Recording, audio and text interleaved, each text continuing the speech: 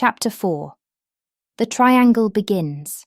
Steffany couldn't deny the strange excitement she felt whenever she thought of the trattoria.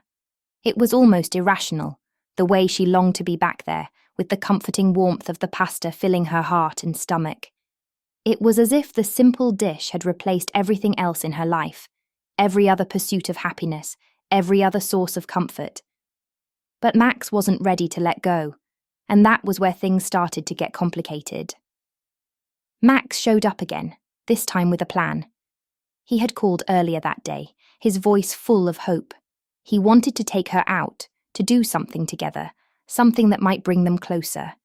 And despite her hesitation, Steffany had agreed.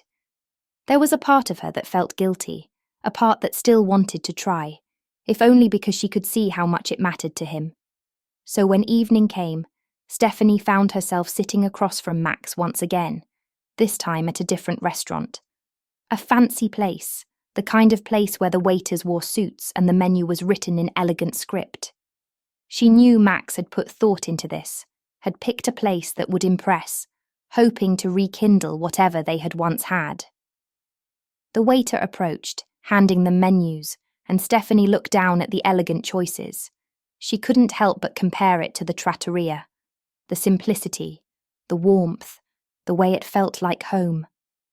She could feel a longing deep inside her, a desire to be somewhere else, eating something far more meaningful than the delicacies on this menu.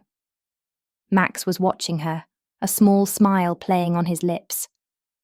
"What do you think?" he asked. "I thought you might like this place." Steffany forced a smile, nodding. "It's lovely," she said, though her heart wasn't in it. Max looked relieved, his smile widening. He reached across the table, taking her hand in his. "I just want us to be happy, Steph," he said, his voice soft. "I know things haven't been easy, but I'm willing to do whatever it takes."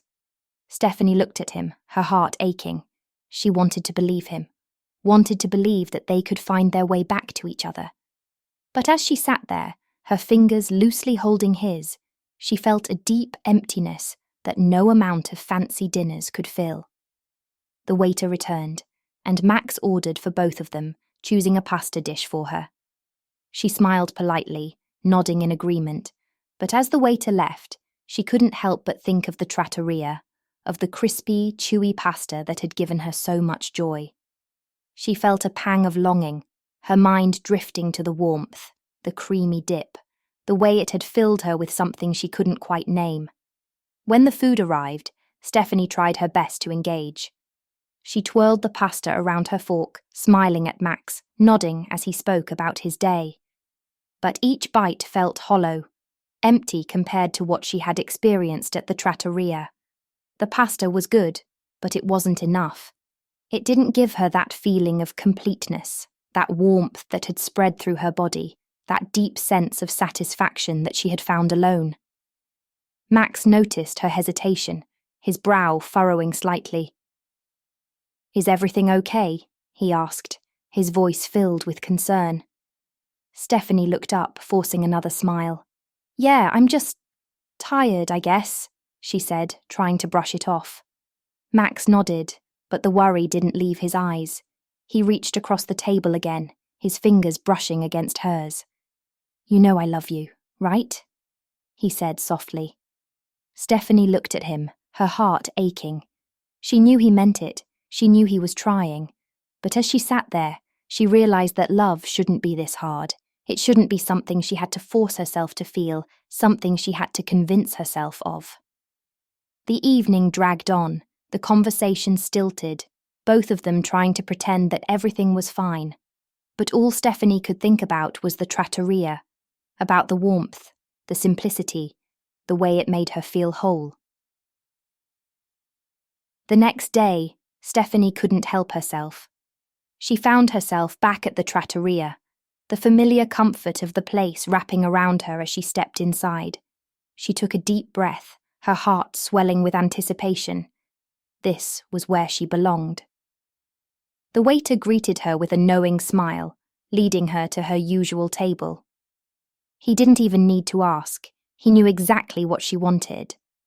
And a few minutes later, he returned with the dish that had brought her back, the crispy, chewy pasta, the creamy dip beside it. Steffany's heart gave a little flutter as she looked at it, her body relaxing, the tension from the night before melting away. She picked up the first piece, her fingers brushing its crisp edges, and dipped it into the creamy sauce. She brought it to her lips, her eyes closing as she tasted it. It was perfect. It was better than perfect. It was everything she needed. The warmth spread through her, filling her with a deep, comforting satisfaction that she couldn't find anywhere else. She sighed softly, a smile forming as she took another bite, her heart feeling lighter with each taste. She lost herself in the dish, savouring every bite, every moment of warmth and comfort. She didn't have to think about Max or the complicated emotions that came with trying to make their relationship work. She didn't have to think about anything, except the simple pleasure of the pasta, the way it filled her, made her feel whole. As she finished the last bite, Steffany leaned back in her chair, her body relaxed, her mind clear.